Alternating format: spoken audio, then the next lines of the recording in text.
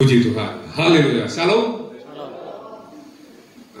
Apa kabar? Luar biasa. Luar biasa, puji Tuhan, haleluya. Saya sudah lama nggak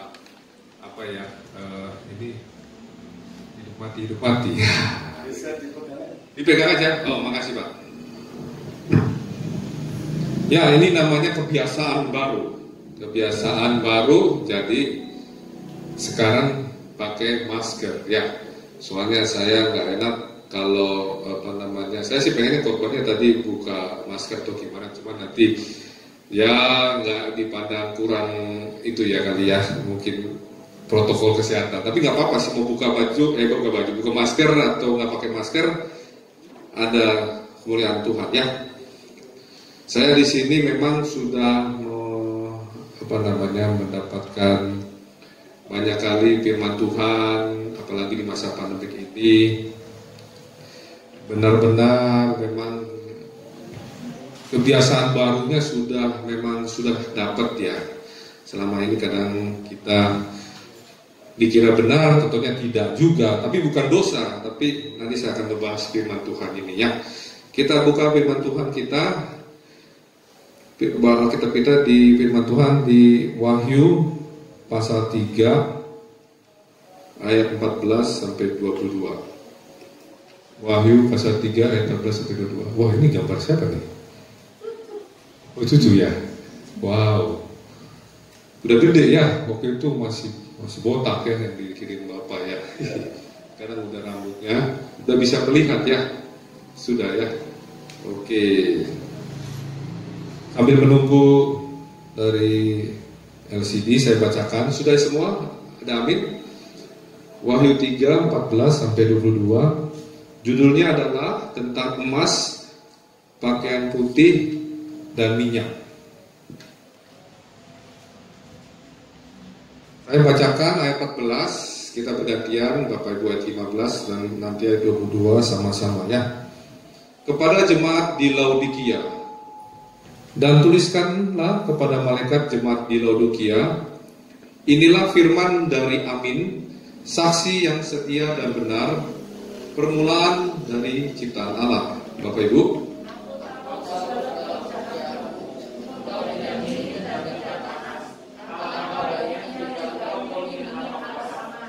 ayat 16. Jadi karena engkau suam-suam kuku dan tidak dingin atau panas, aku akan memuntahkan engkau dari mulutku. Ayat 17.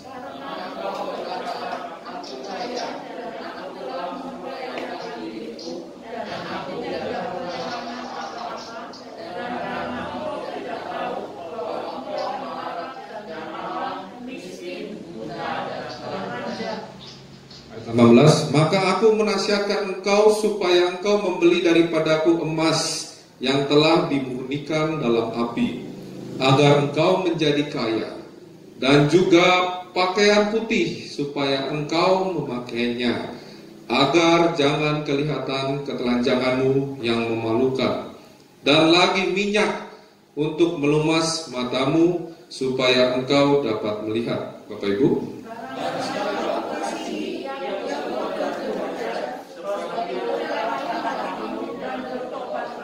ayat 20. Lihat, aku berdiri di muka pintu dan mengetok. Jikalau ada orang yang mendengar suaraku dan membukakan pintu, aku akan masuk mendapatkannya, dan aku makan bersama-sama dengan dia, dan ia bersama-sama dengan aku.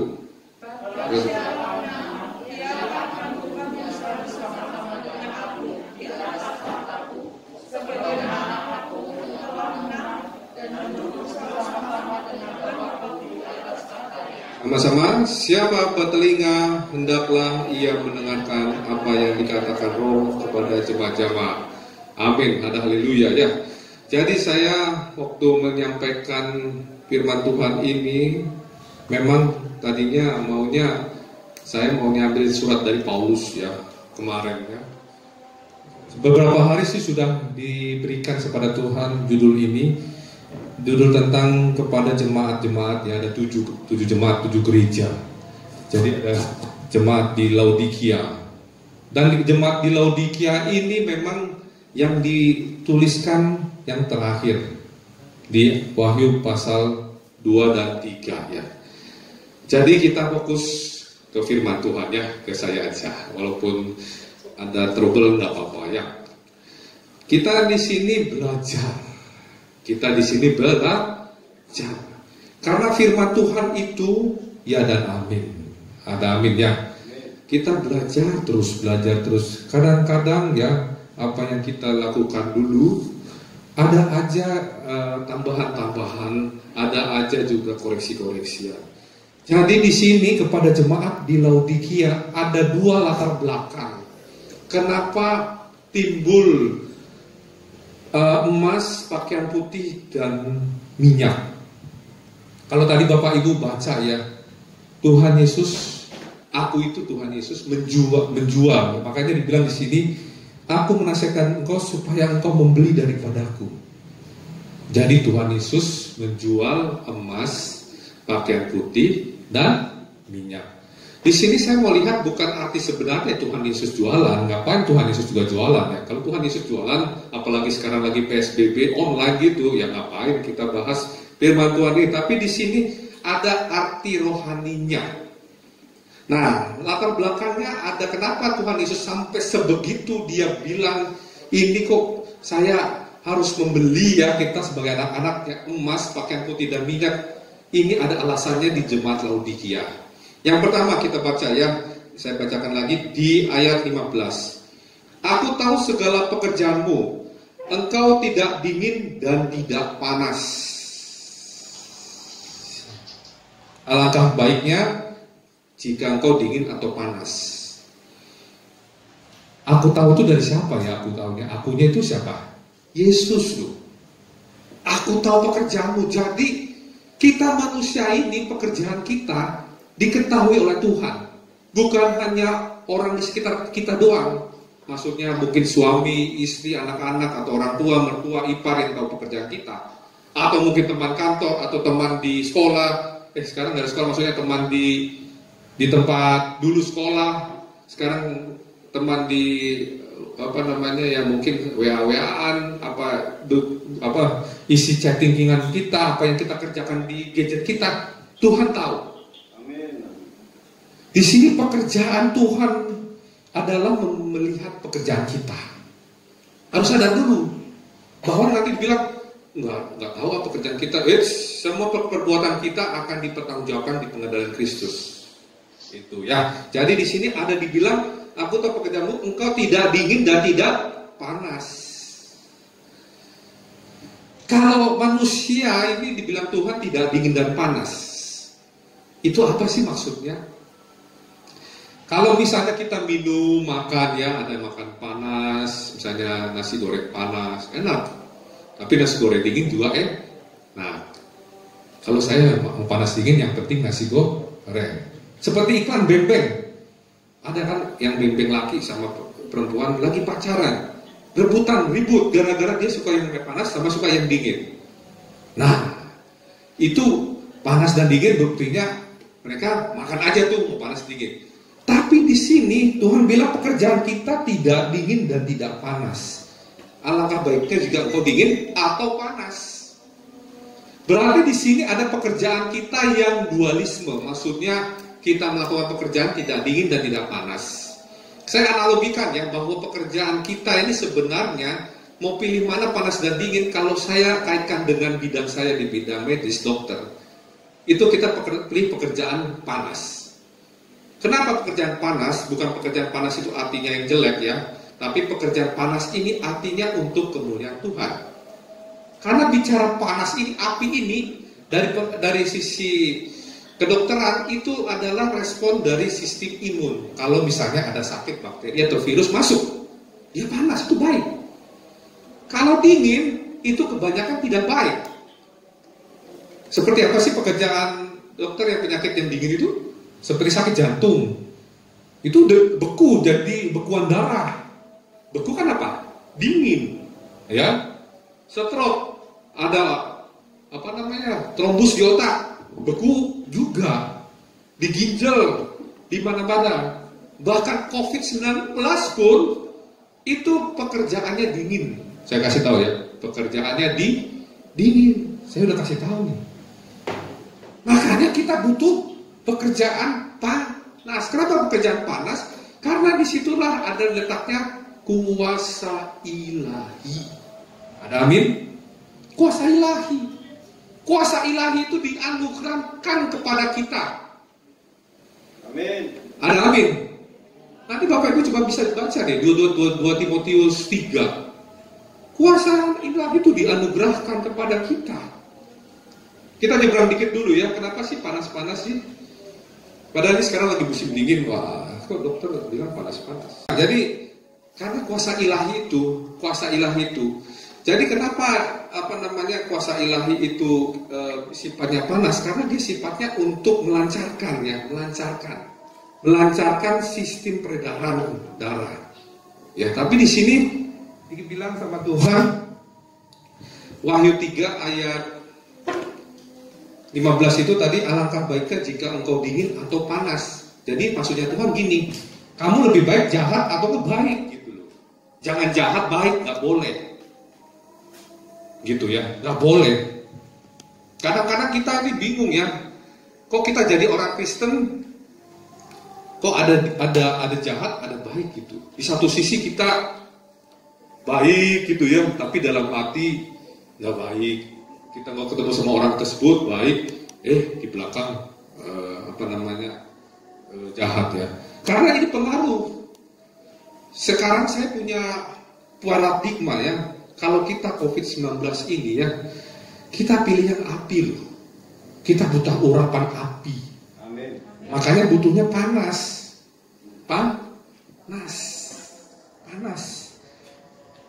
Nah itu dia, tidak dingin dan tidak panas. Ini latar belakang dulu saya jelaskannya. Karena bagaimanapun ya, penyakit itu semuanya sifatnya adalah membekukan. Makanya saya setuju sekali kalau kita sering puasa, itu memang karena kita dekat sama Tuhan, kita mematikan keinginan duniawi. Kalau bisa selama-lamanya, itu ada aura panas ya dari Roh Kudus. Amin. Ya. Itu karena ini penting sekali untuk menghadapi pandemi ini. Kita nggak boleh dingin atau panas, maksudnya dua-duanya. Pilih salah satu. Bapak Ibu pilih mana, panas atau dingin? Panas, tapi bukan suhu panas ya. Panas ini panas ini menyangkut hal-hal rohani ya, dari kuasa ilahi.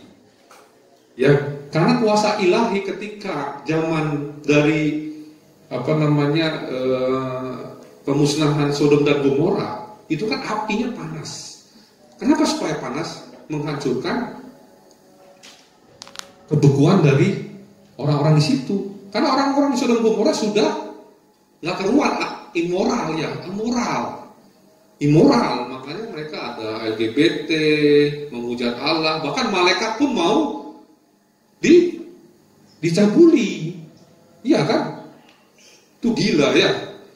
Ya, jadi latar belakangnya itu karena ada kata tidak dingin dan panas. Karena hukumannya apa sih? Jadi karena engkau suam-suam kuku dan tidak dingin atau panas, aku akan memuntahkan engkau dari mulutku. Tuhan Yesus muntah, bukan Tuhan Yesus sakit lambung. Nanti jangan bilang, ini muntah nih. Dokter, ini sakit lambung Tuhan Yesus. Tuhan Yesus gak ada sakit. Kenapa dia memuntahkan kita? Ya karena kita, palsu ya, setengah suci, setengah jelek. Gak boleh, gak ada. Kenapa kita dimuntahkan dari Tuhan? Karena kita waktu terima Tuhan Yesus, karena kita bertumbuh dan berkembang bersama Yesus, Tuhan Yesus dalam kita, kan ada firman-Nya. Doa Tuhan Yesus di Yohanes 17. Bapa dalam Yesus adalah satu, sebagaimana Yesus dan Bapa satu, kita juga sama Yesus adalah satu. To become one. Jadi kita ada di dalam Yesus. Oke? Jangan sampai kita dimuntahkan Tuhan. Kalau kita udah dimuntahkan Tuhan, ada nggak sekarang yang muntahan Tuhannya itu Tuhan mau ngambil lagi? Siapa yang mau ngambil muntahan? Nggak ada kan? Kecuali apa? Guguk. Pernah lihat guguk? Kalau dia sakit muntah, diambil lagi. Apakah pernah sebuah punya guguk? Belum pernah ya? Saya pernah tuh punya guguk. Gak tahu dia makan sembarangan.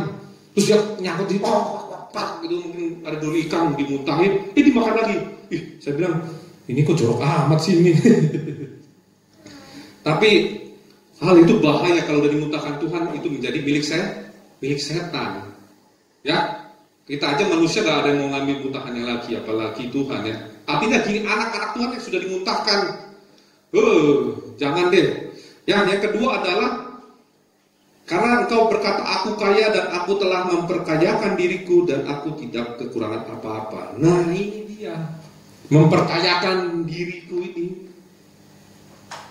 Ini loh penyakitnya nih, memperkayakan diriku ini. Ini penyakit sangat-sangat ganas daripada kanker ini loh, beneran. Beneran. Kalau hidup Anda pengen kaya, buru-buru, hati-hati. Karena alam maut bisa mengambil Anda. Saya bilang ini sekarang, bukan bohong, bukan saya nakut-nakutin. Nih, saya pikir ini harus dikasih sampaikan. Firman ini keras. Saya tuh mau menyampaikan khotbah ini ya, benar-benar ini apa namanya, harus pelan-pelan, harus benar-benar jemaat dan saya sendiri juga saling ini ya, firman Tuhan itu saling memberikan sharing ya, maksudnya berbagi. Karena mempertanyakan diri ini sebenarnya hal-hal yang tidak enak ya. Alkitabnya bisa ya, coba buka di 1 Timotius 6 ayat 7 ya sama 8. Kenapa kita nggak boleh memperkayakan diri? Tapi kan ada firman Tuhan ya, berkat Tuhanlah yang menjadikan kaya, susah payah tidak menambahkannya. Tapi itu kan karena Tuhan yang kedaulatannya. Bedain dong sama kedaulatan sama keinginan, benar ya? Ada yang amin? 1 Timotius 6 ayat 7. Nah, saya bacakan ya. Sebab kita tidak membawa sesuatu apa ke dalam dunia, dan kita pun tidak dapat membawa apa-apa keluar. Terus yang ayat 8, asal ada makanan dan pakaian cukuplah. Ini aja penting. Ada gak orang dalam Dwi ini, di dalam rahimnya bawa uang 75.000 yang baru tuh? Saya belum punya soalnya. Gak ada kan? Gak ada. Atau keluarnya ke surga, ditaruh peti mati, katanya buat nanti ongkos di surga, kalau misalnya di surga nanti kehabisan ongkos. Gak ada kan? Gak ada ya kan? Gak ada. Makanya jangan memperkayakan diri, jangan. Aktualisasi diri kita harus potensi gimana kaya.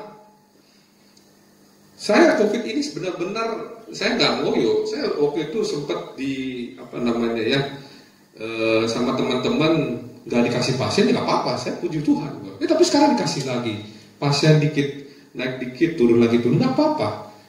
Dulu saya protes, yang semakin COVID ini semakin menjadarkan saya bahwa kita saya sih nggak tujuannya memperkayakan diri, karena saya pengen keadilan sebenarnya, pengen keadilan. Kalau misalnya jadwalnya ini ya dikasih ini, kalau yang ini enggak. Ya tapi kalau nggak dikasih sama dari pihak rumah sakit atau orang-orang tertentu ya biarin saya bersyukur sama Tuhan. Puji Tuhan sekarang waktu kita nanganin pasien COVID ya puji Tuhan diberikan kesembuhan ya. Tapi memang itu benar-benar kita nggak bawa apa-apa, jadi janganlah memperkayakan diri, janganlah ada niat kaya beneran. Jangan. Coba lagi nanti 1 Timotius 6 ayat 10 deh, 10. Lanjut lagi sampai 10 ya. Ke bawah aja. Nah, nanti ujung-ujung gini, karena akar segala kejahatan ialah cinta uang, sebab oleh memburu uanglah beberapa orang telah menyimpang dari iman dan menyiksa dirinya dengan berbagai-bagai duka. Nih, karena kaya dia menyiksa diri. Tahu gak artinya menyiksa diri apa? Ngoyo, udah capek, nanti kerja di sini. Padahal itu sia-sia ya, memburu uang ya. Nanti kita skip dulu, nanti ini ayat kita buka lagi ya, 1 Timotius 6 ya. Jadi itu latar belakangnya ya. Sekarang kita coba nanti slide-nya bicara tentang emas. Emas ya. Ini penting ya, kenapa bicara tentang emas, pakaian putih sama minyak, karena ini di dalam Wahyu ini memang persiapan kita untuk masuk ke kekekalan ya, rapture ya. Kita doa supaya kita dapat rapture. Tapi kalau engkau tidak punya emas, pakaian putih sama minyak, belum tentu bisa rapture loh, bisa ketinggalan loh. Yeah. Bisa. Saya ngomong-ngomong kemarin tuh yang kita sebelum pandemik itu, saya sempat mikir loh, apakah saya syaratnya rapture ada atau enggak gitu. Saya melihat diri saya. Nah makanya kita lihat tadi 1 Timotius 6, emas yang telah dimurnikan dalam api ini apa sih maksudnya? Engkau membeli dari maka aku nasihatkan engkau supaya engkau membeli daripadaku emas yang telah dimurnikan dalam api agar engkau menjadi kaya dan nanti ya menjadi kaya. Siapa yang pernah beli emas atau jual emas? Pernah? Kalau kita jual emas, pasti ada tukang emasnya itu pakai apa tuh? Kayak buat keker-keker itu ya. Kan dilihat dulu emasnya gini kan. Atau enggak dia gini. Tahu nggak tujuannya tuh buat apa? Untuk melihat apa ada kotoran atau enggak, atau murni atau enggak karatnya. Ya, itu tujuannya. Nah, ini apa maksud dari Alkitabnya? Kenapa Tuhan itu suruh kita membeli emas supaya kita kaya? Apa maksudnya? Karena itu kontras dengan ayat tadi 1 Timotius 6 ayat 10. Coba buka lagi 1 Timotius 10. 1 Timotius 6 ayat 10 ini adalah suatu akibat dari memburu uang. Tapi kita ganti, kita memburu emasnya Tuhan, bukan emas yang tukang jualan di sini. Gimana sih cara memburu emasnya Tuhan? Itu berhubungan dengan emas itu kita sebenarnya. Ya dong, emas itu kita yang dimurnikan dalam api. Kenapa dimurnikan dalam api? Supaya emas itu ketika dibakar itu kotoran-kotorannya akan lepas, Bapak Ibu. Benar, mineralnya, mungkin ada besinya, karatnya, mungkin ada tembaganya, timasnya, itu akan lepas. Jadi emas yang telah dimurnikan dalam api itu, itulah yang kita harus ikuti, beli gitu.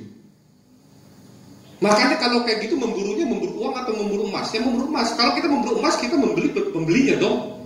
Loh, benar dong. Kalau Tuhan yang jualin emas, kita pergi ke emasnya atau ke pembelinya? Ke pembelinya, ke Tuhannya. Makanya memburunya siapa? Memburu pembelinya supaya dapat emas.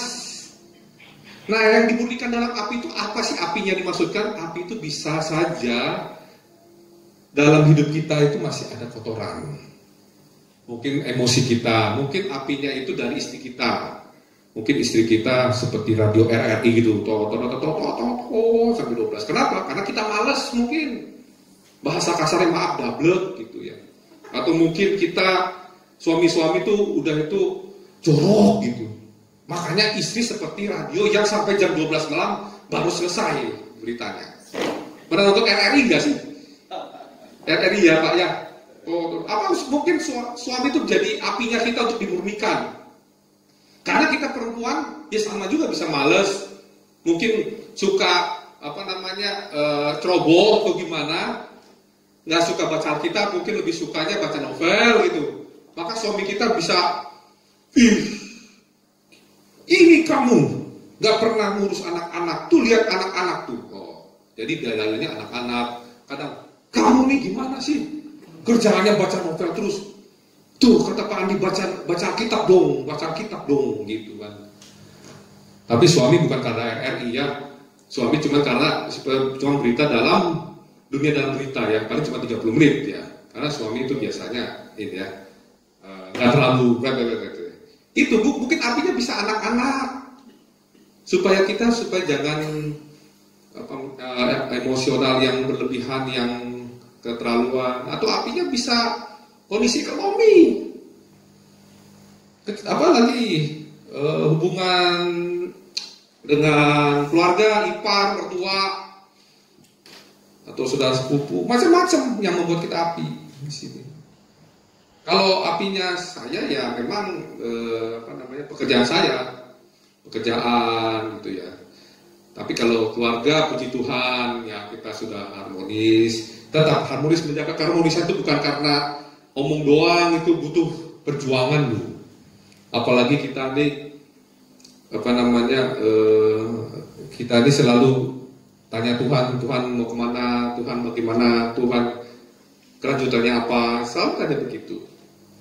Makanya waktu misalnya tadi Bapak Gembala, Pak Andi mau pelayanan, oh ya baik, siap, atur aja waktunya. Ternyata sekarang tanggal lahirnya ya atas nama pribadi keluarga selamat ulang tahun ya Pak, ya nanti kita doakan juga ya.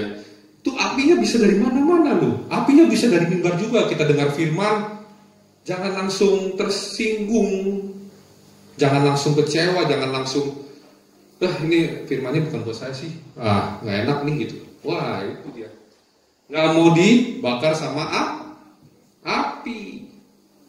Kalau saya tadi jujur aja, saya pas masuk ke sini tuh tadi ada banyak halangan ya. Tadi ramai banget sepanjang dari mau ke rumah itu, sepanjang jalan mau ke Gandul Ekor, kok kan mobilnya banyak tambah banyak, ada acara apa gitu ya. Saya mau ngelewatin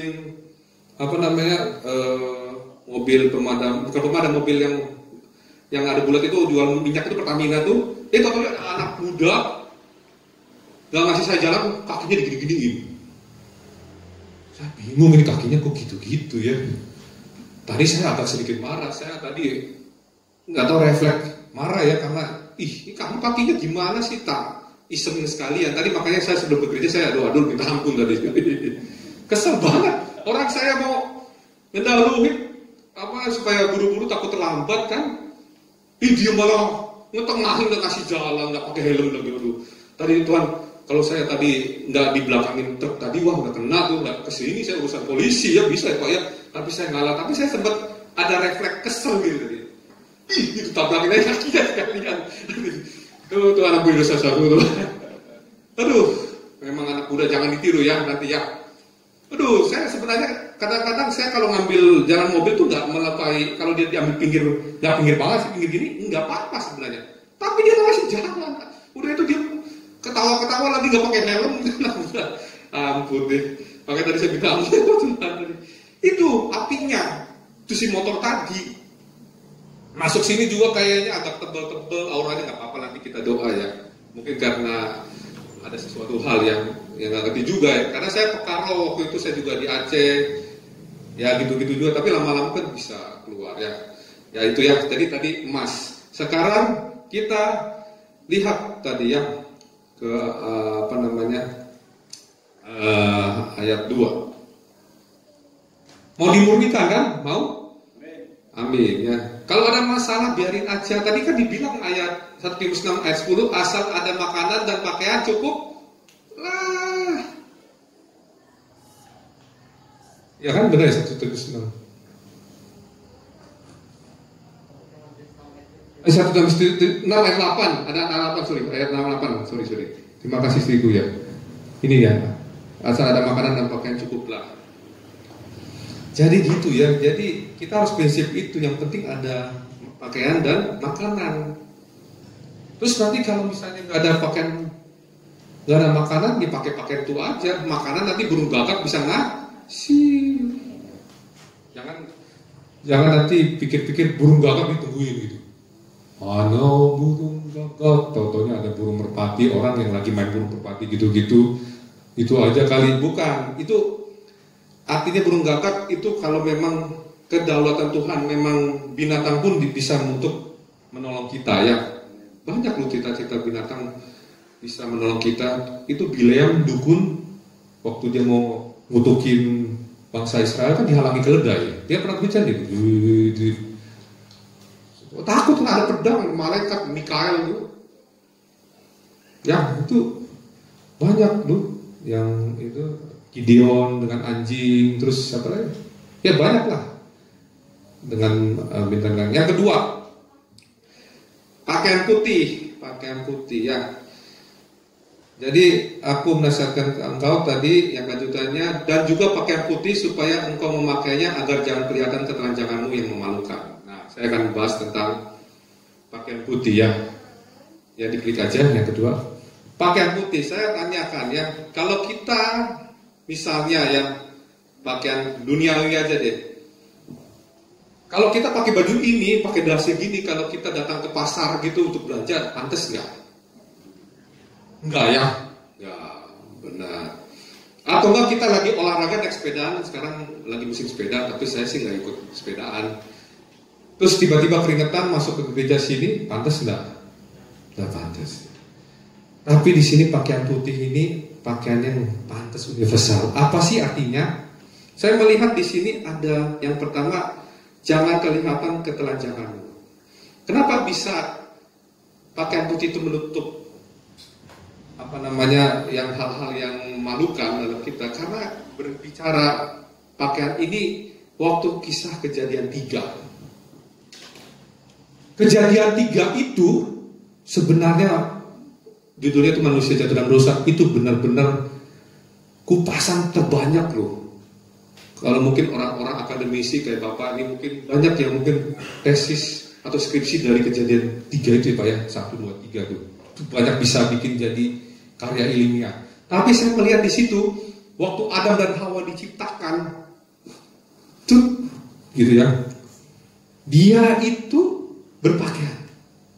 Kenapa saya bilang berpakaian? Karena ketika dia jatuh dalam dosa, mereka jatuh dalam dosa, waktu dengar langkah Tuhan mereka takut karena telanjang. Itulah tandanya mereka sebelumnya berpakaian. Makanya pakaian inilah yang penting. Karena rencana Tuhan nggak boleh gagal, terus dia jalan. Ada aminnya. Makanya rencana Tuhan itu untuk menyelamatkan manusia, bagaimana caranya? Dia dikembalikan lagi. Ini loh pakaian putih. Karena dulu aku pakaikan dulu di Adam dan Hawa. Jadi pakaian putih itu pertama, jangan berbuat dosa. Kalau kita berbuat dosa, akan ketelanjangan kita kelihatan. Saya pernah dulu di Jakarta ketemu sama pendeta, dulunya adalah pemimpin suatu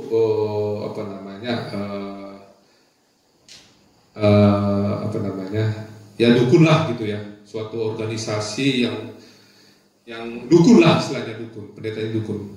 Jadi dia sudah bertobat ya, sekarang sih nggak tahu posisinya di mana, mungkin masih hidup ya, tapi sudah senior, sudah tua.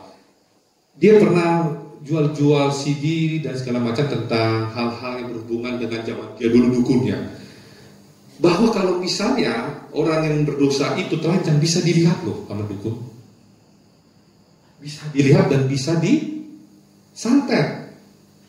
Tapi kalau kita nggak berbuat dosa, kita ada kemuliaan Tuhan, ada pakaian putih, nggak bisa disantet.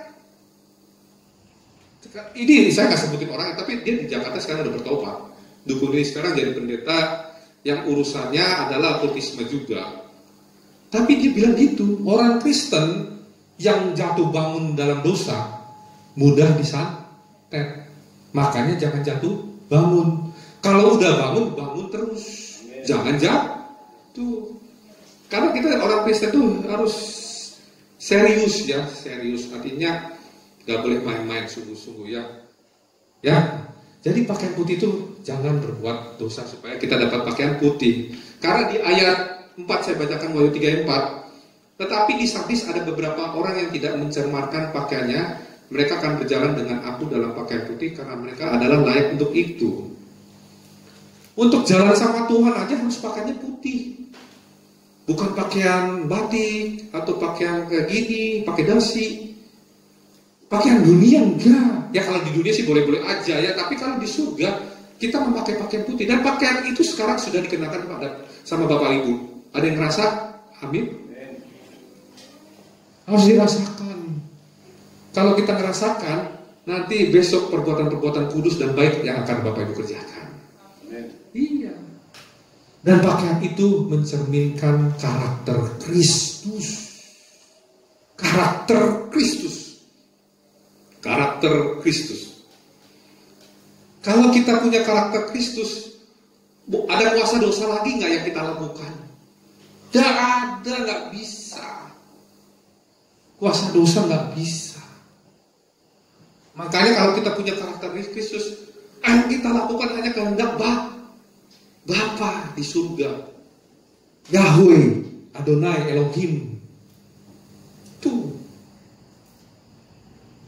Itu yang harus kita lihat ya. Kalau kita punya karakter Kristus, Kita mau di mana aja, mau di gereja pakaiannya putih, mau di pasar pakaian putih, mau di rumah pakaian putih, tidur pakaian putih. Artinya apa? Kalau ada masalah, kalau ada sesuatu hal, kita menjadi sumber damai sejahtera, sumber bisa memberikan jawaban. Atau ada orang sakit sembuh dalam nama Yesus, doakan. Amin. Ya kan? Lukas 1 ayat 7, bagi Allah, sebab bagi Allah tidak ada yang mustahil. Ya, jadi itu aja. Kalau ada masalah berat, bilang Filipi 4 ayat 13, segala perkara dapat kutanggung di dalam Dia yang memberi kekuatan kepadaku. Amin. Roma 8:28, kita tahu sekarang bahwa Allah turut bekerja dalam segala sesuatu untuk mendatangkan kebaikan bagi mereka yang mengasihi Dia, yaitu bagi mereka yang terpanggil sesuai dengan rencananya. Amin. Amin. Pakai firman, Bu, kalau ada masalah. Roma 8:28 dibilang, kamu kayak orang gila, ada masalah kok. Roma 8:28 gak apa-apa. Mau dibilang Bapak Roma 8:28 is okay. Bapak Ibu Filipi 4 ayat 13 pun gak apa-apa. Ngerti gak sih? Ya, ada amin ya. Amin. Ya. Makanya kalau kita ada masalah, jangan nyebut dulu logikamu, jangan nyebut dulu isi hatimu, jangan nyebut jawaban yang sesuai dengan kedaginganmu yang emosional itu. Gak ada duit nih, gak ada, dapurnya gak ngebul lagi, bukan ngebul, berdebu gitu. Karena sudah gak pernah dipakai. Langsung bilang, dapur, saya percaya Tuhan. Roma 28 ayat 28. Kita tahu sekarang bahwa Allah turut bekerja dalam segala sesuatu untuk mendatangkan kebaikan bagi mereka yang ngasih Dia, yaitu bagi mereka yang terpanggil sesuai dengan rencananya. Amin. Langsung firman Tuhan itu nempel di dapur. Perkaranya nanti maunya besok, lusa atau bulan depan itu terserah Tuhan. Kita nggak bisa loh memaksa Tuhan, kedaulatan Tuhan loh. Yang kita bisa adalah mengoreksi diri kita supaya seperti Kristus. Kan ada firman Tuhan supaya dia menjadi sulung, kita jadi adik-adiknya. Ya, itu pakaian putih itu membawa kita supaya rich, gospel rich. Gospel rich. Saya ada kesaksian ya. Saya bilang sama ada pasien saya, laki-laki perempuan, suami istri sakit HIV. Saya nggak sebutin namanya ya, nggak tempatnya. Suaminya itu benar-benar sudah kondisi sudah mau inailahi ya, artinya meninggal. Sudah di otak dia tuh komplikasi. Jadi waktu saya bilang sama istrinya juga berobat sama saya dan sudah saya kasih obat, tapi suaminya belum, karena ada masalah di otak. Dan juga pernah ada masalah alergi juga. Akhirnya saya bilang sama istrinya, saya pikir ini sudah hampir meninggal dan mau meninggal, tapi Bu, saya punya namanya suatu jawaban. Saya bilang gini, jawabannya bukan saya, jawabannya ada di Tuhan. Tuhan ini Tuhan semua orang ya, tapi saya mohon maaf, saya secara Nasrani saya percaya Tuhan Yesus menyembuhkan. Ibu itu bilang, ya kepercayaan lain bilang, ya sudah Dok, apa yang saya lakukan dia berdoa sesuai dengan keyakinan masing-masing. Tapi saya peduli sama Bapak, sama Bapak. Ibu peduli enggak? Iya Ibu. Iya Dok, saya peduli. Terus dia bilang gini, bagaimana Dok? Mau nggak Ibu ikutin apa yang saya inginkan gitu? Inginkan apa Dok? Saya bilang gini, kalau Ibu mau suaminya Ibu sembuh, maukah Ibu tidak akan memikirkan laki-laki manapun walaupun memang sumber penularan dari suaminya. Mungkin suaminya punya masa lalu yang sangat amat jelek, sehingga dia diambil dari orang tuanya ikut dia malahan jadi kena penyakit. Sekarang anak siapa, Bapak Ibu punya anak cewek, saya juga punya anak cewek 2, dapat mantu ternyata HIV. Ayo, nggak tahu kan tadinya tiba-tiba HIV. Kita jadi mertua gimana? Atau saya jadi dokter sempat, ini juga berat juga. Tapi saya bilang, namanya kita ada namanya prinsip melepaskan pengampunan. Itu top chairnya minta ampun loh. Amin. Iya. Waktu itu saya pikir ini bakalan mati. Udah tanda-tanda mati, sudah muntah darah dari selangnya hitam-hitam. Saya cuma bilang Ibu ini supaya melakukan hal-hal yang luar biasa spektakuler karena saking sayangnya sama suami. Udah ada anak satu, tapi anaknya belum diperiksa tertular atau enggak. Soalnya waktu itu bidan yang nolong sempat tidak dikonsulkan ke dokter anak, jadi dilosin aja gitu. Kadang-kadang kan bidan gitu ya, mungkin lupa atau kecapean, harus diperiksakan status virusnya. Nggak tahu kenapa, saya kira sudah meninggal. Tambah bagus loh, obat-obat untuk penguatan tensi sudah nggak pakai, dia sudah nggak kejang lagi, dia tenang. Akhirnya untuk lanjutannya emang dioper ke Margono untuk terapi nanti dapat obat yang lebih ARV-nya dan segala macam. Tapi ada satu hal di sini, di dalam situ adalah dia sudah memakai pakaian putih. Pakaian putih itu menyangkut dia mau seperti anak Tuhan atau seperti sifat karakter Tuhan mau mengampuni. Ini masa kasih karunia. Jangan sampai kalau kasih karunia udah tutup, kita udah gak bisa lagi untuk Tuhan ampunin dong gitu. Makanya pakaian putih itu kita harus pakaikan, jangan pernah lepas. Jangan pernah ditukar sama pakaian apapun duniawi. Gak enak pakai duit beneran deh, saya bilang deh. Itu duit itu tanggung jawab sebenarnya. Bukan target, bukan kebutuhan, bukan sasaran atau buruan. Yang diburu siapa sih? Tuhan. Tapi diburu bukan karena dia jahat, bukan. Diburu supaya apa? Supaya ada mersinya, anugerah yang cuma-cuma diberikan kepada kita. Amen. Sehingga masalah kita jadi bisa diselesaikan. Tuhan tuh maha besar loh, bisa nyembuhin. Sembuh.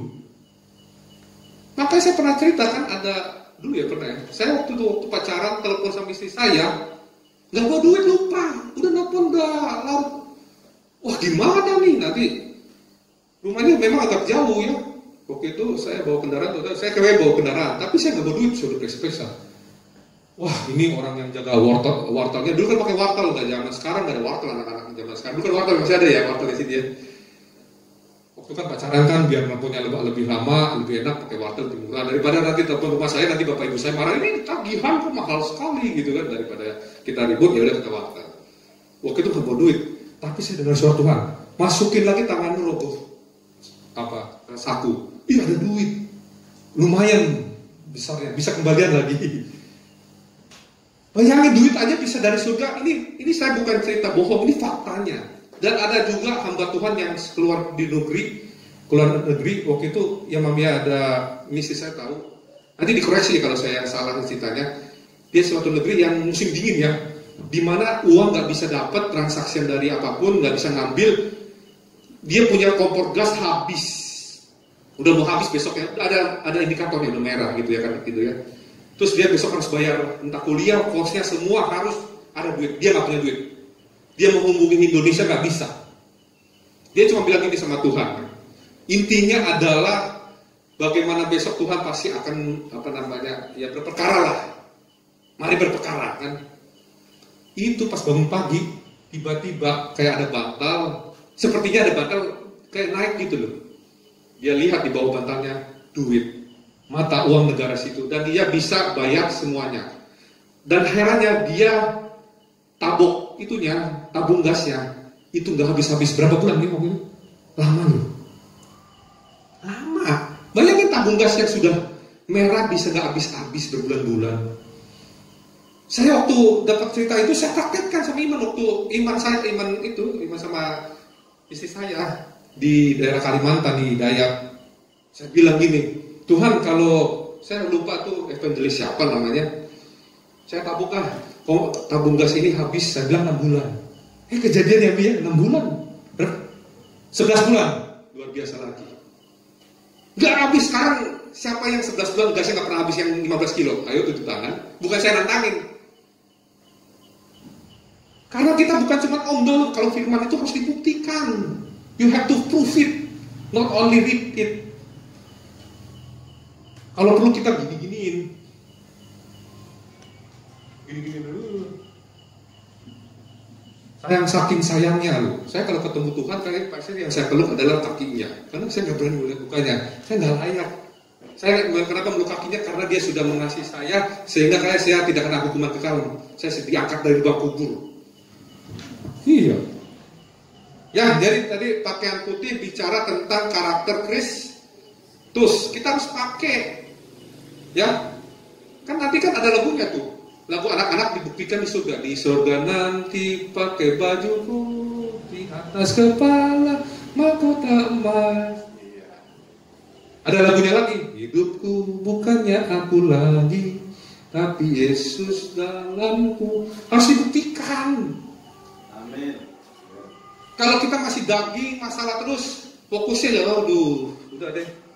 Saya tadi, waktu firman Tuhan ini kita buktikan. Sekarang siapa yang bisa orang kebal COVID loh? Gak bisa loh. Dokter-dokter terkenal sekarang paling banyak meninggalnya di mana? Di Indonesia. Apakah mereka salah? Profesor? Enggak. Tapi saya bilang gini, Tuhan, saya punya beberapa kelemahan di segala manusia, fisik dan segala macam. Tapi Tuhan tahu badan saya ini dipakai untuk kemuliaan nama Tuhan, untuk menjaga jiwa-jiwa. Saya bilang gitu aja sama Tuhan. Saya mau hidup seperti Tuhan Yesus. Punya karakter Tuhan Yesus. Nggak ada kedagingan lagi. Sampai kalau kita ikut kayak Musa itu, kita berkata, yuk kita Tuhan berkata, saya bisa gitu. Coba nanti baca Keluaran aja, waktu bangsa Israel mau menghadap Tuhan di Gunung Sinai. Apa kata Musa?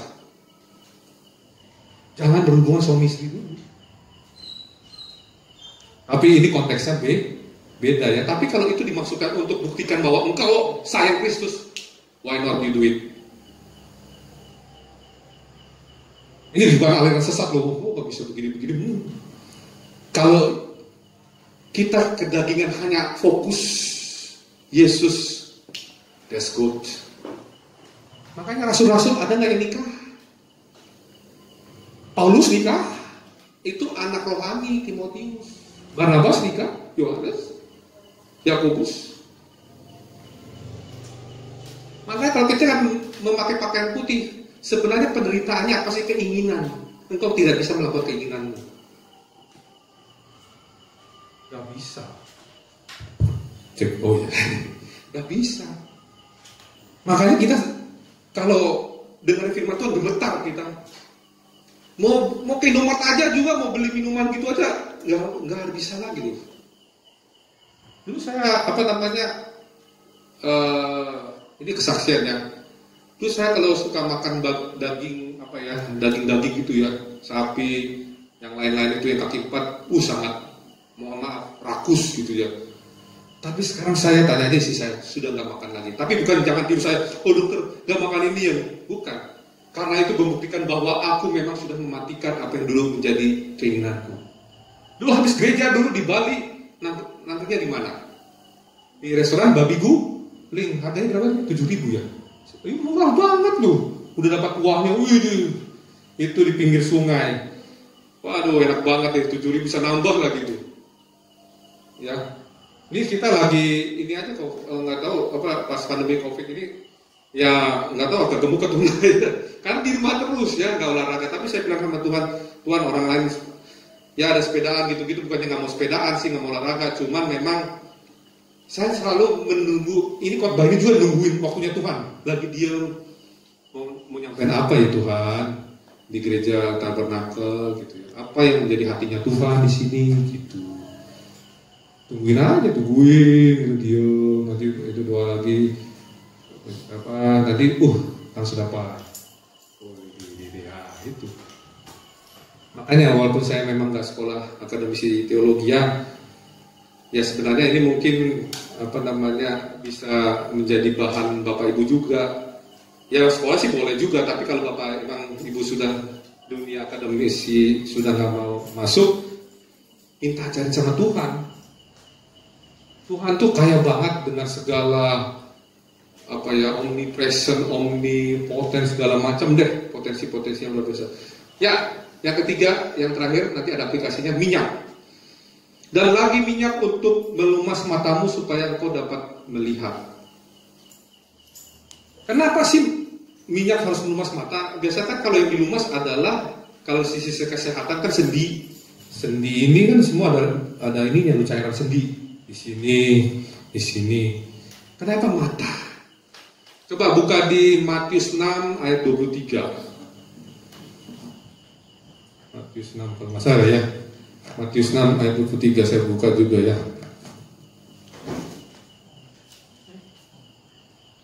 Matius 6 ayat 22-23. Mata adalah pelita tubuh. Jika matamu baik, teranglah seluruh tubuhmu. Jika matamu jahat, gelaplah seluruh tubuhmu. Jadi jika terang yang ada padamu gelap, betapa gelapnya kegelapan itu. Jadi ayat 22, mata adalah pelita tubuh. Tuhan itu terang, kita anak terang. Makanya nanti di langit baru dan bumi baru, penerangnya adalah Allah Bapa dan Tuhan Yesus. Ya. Jadi mata adalah pelita tubuh. Kenapa harus dilumasi? Ini bicara pelumasan, ini adalah bicara namanya urapan. Nanti bisa baca di 1 Samuel berapa tadi ya? Yang ketiga itu ya? 16 ayat 23 ya. 13 atau 19. Ini bicara waktu Daud diurapi sama Samuel.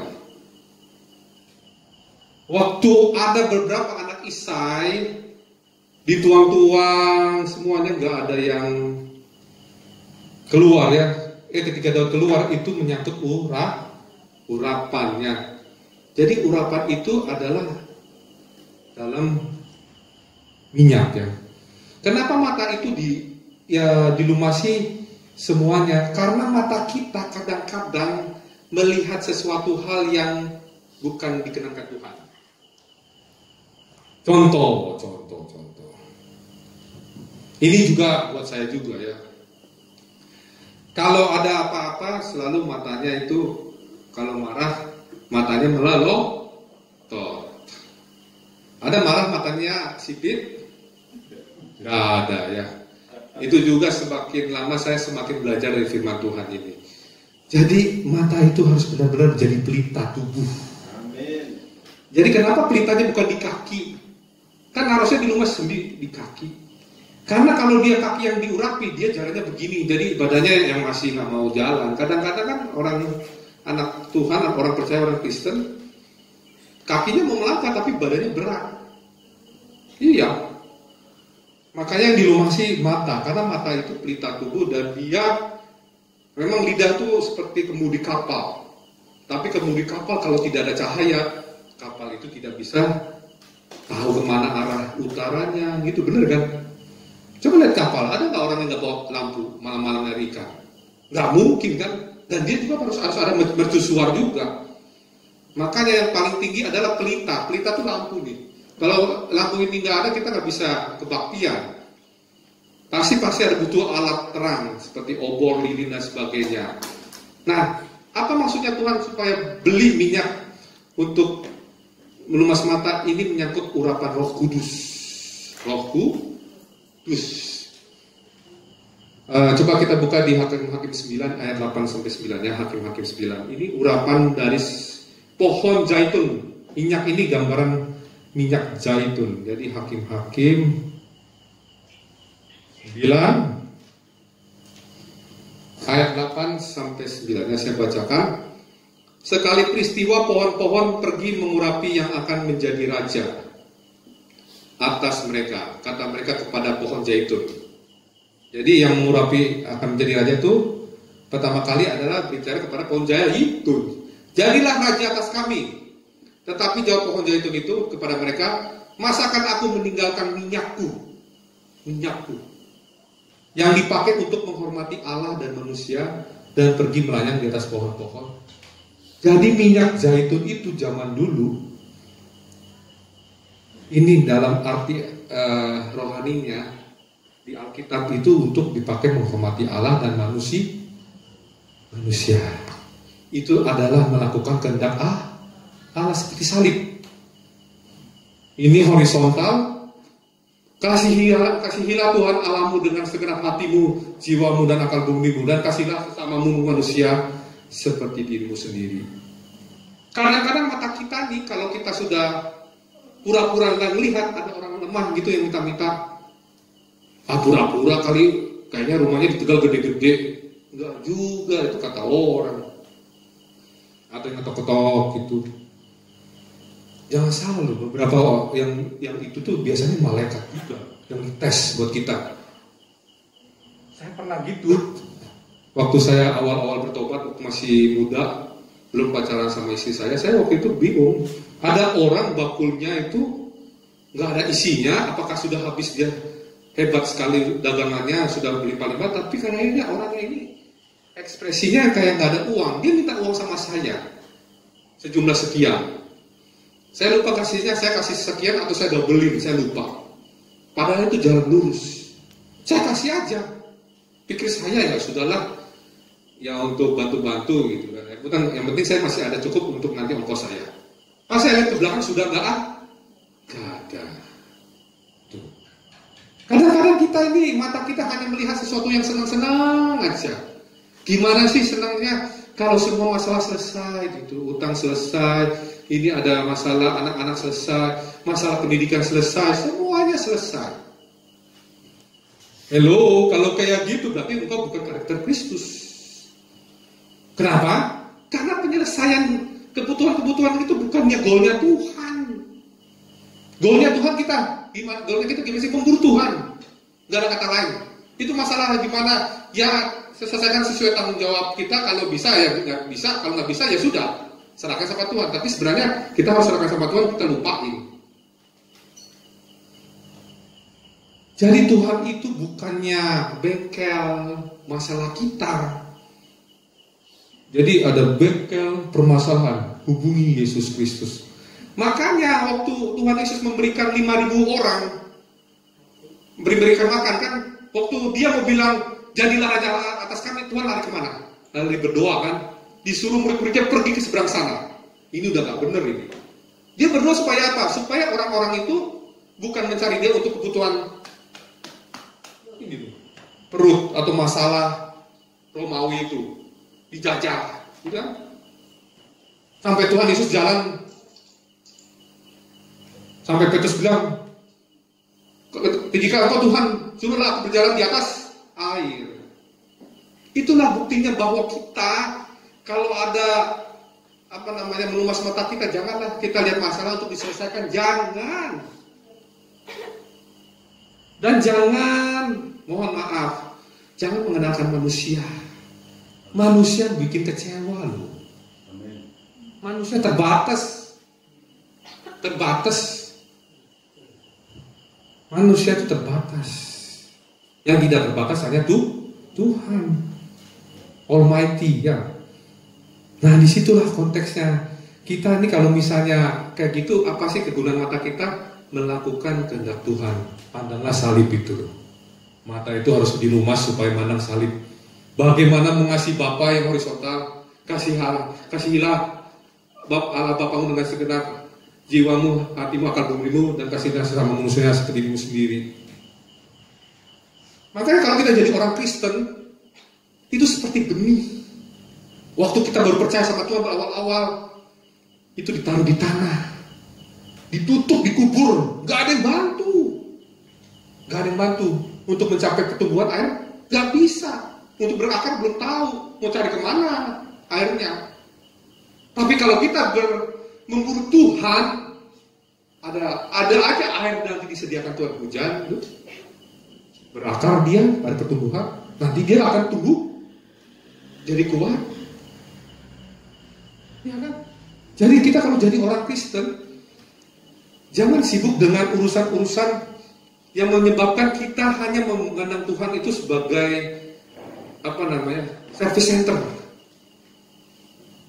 Service center. Jadi ayatnya dipakai yang macam-macam. Iya. Kalau kita memakai yang saya rasakan, iya susah juga ya. Makanya waktu saya mengambil ayat ini, itu ke saya juga.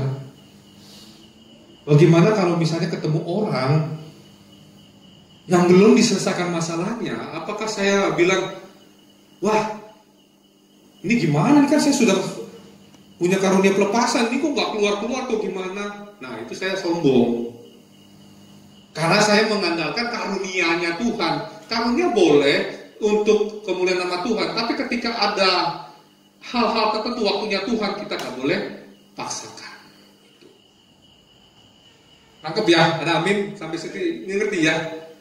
Karena saya kalau hanya ikutin Tuhan, saya kalau ketemu orang, Pak, kok saya ini ya masih terikat-terikat terus, ini ada kuasa kegelapan gini-gini kan kemarin udah ini, ya tetap terus berdoa sama Tuhan, minta urapan Tuhan supaya iblis itu jangan sampai nyerang kamu lagi, itu aja kan. Pokoknya bukannya membuat kita jadi down gitu ya. Wah, ini kok gini ya? Oh, apa Tuhan urapannya berkurang? Gak ada. Urapan Tuhan tetap sama dulu, sekarang dan selama-lamanya. Kasih karunia cukup loh ke kita ini. Iya. Ya, aplikasinya. Nah, sekarang terakhir aplikasinya. Karena aplikasi ini goalnya adalah ini loh. Lihat, aku berdiri di muka pintu dan mengetok. Jikalau ada orang yang mendengar suaraku dan membukakan pintu, aku akan masuk mendapatkannya dan aku makan bersama-sama dengan dia dan dia bersama-sama dengan aku. Ini pasti Bapak Ibu anak Tuhan Kristen yang sudah lama di dalam kalender pasti tahu ada Tuhan Yesus di depan pintu lagi gini. Kenapa dia nggak buka tuh? Karena gagangnya nggak ada. Coba perhatiin deh. Gagang pintunya nggak ada. Dia cuma ngetok doang. Kalau diketok, kalau didengar berarti punya karakter Kristus nggak yang di dalam rumah? Punya. Jangan sampai kita kayak Matius 7. Bukannya orang yang berseru Tuhan, Tuhan yang akan masuk ke dalam kerajaan surga. Nanti dibilang, saya nggak kenal kamu, nyala kamu yang membuat kejahatan. Nah itu, hati-hati. Karena kita tidak melakukan kehendak Tuhan. Makanya waktu saya khotbah ini benar-benar, wah nggak bisa lah duniawi lagi nih, nggak bisa. Makanan pun saya udah banyak yang saya kurangin. Saya penting makanan anak-anak saya deh, yang penting dia tumbuhan gitu kan. Saya kadang-kadang makan sama kerupuk ya, tanya sih saya. Tapi nggak tahu nggak kurus-kurus, saya bingung juga. Apa kerupuknya mengandung lemak kali? Ini yang jual kerupuk curang kali, dikasih telur itu kali ya. Ya itulah saya. Sampai makanan, sampai minuman, sampai apa hal-hal deh. Saya sama istri bilang, kita jadi penginjil yuk, tanya Tuhan kemana. Sampai saya waktu saya mau pindah gitu ya, saya ditepok di sini sama Tuhan. Saya nggak bohong, istri saya bilang, lagi bersujud nih. Tunggu dulu gitu. Ya berarti masih di situ ya. Saya nggak mau. Tapi pasti ada, udah dapat mimpi tuh di daerah ini, di daerah ini. Saya sama anak-anak berlima. Saya nanti akan ke daerah ini sekitar tahun ini gitu ya. Makanya ini saya bukannya mengada-ngada, bukannya saya bilang itu membatalkan nubuat yang akan datang nanti Tuhan Yesus gitu. Saya percaya Tuhan Yesus akan datang, cuman Bapak yang tahu waktunya. Cuman ya waktu itu Tuhan pernah bilang kalau anak-anakku mengikuti ini, yang saya khotbahin ada second chance. Supaya apa? Supaya Bapak banyak pakai baju putih, bukan jadi pasif Kristen gitu loh. Cuma nunggu doang, wherever will be lah gitu loh. Walaupun udah tua, bisa. Apa yang kau lakukan buat Tuhan, mengasihi Tuhan dengan segenap hatimu dan mengasihi saudara-saudara. Bisa apa yang dibikin karya buat Tuhan. Makanya enak ya kalau saya udah sama Tuhan bisa buka pintu, makan bersama-sama Tuhan.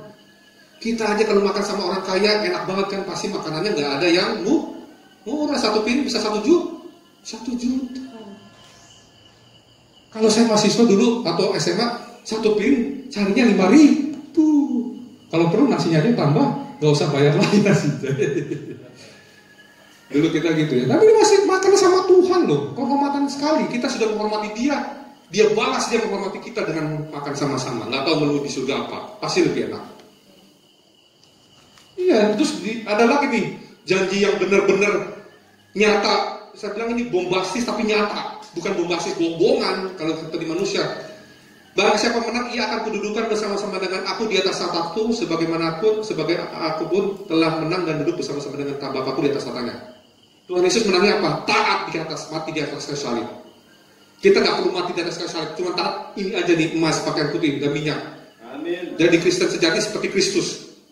Jangan seperti Kristus dan tambahan yang lain, nggak mau. Kristus itu tidak mau ada teman siapa-siapa.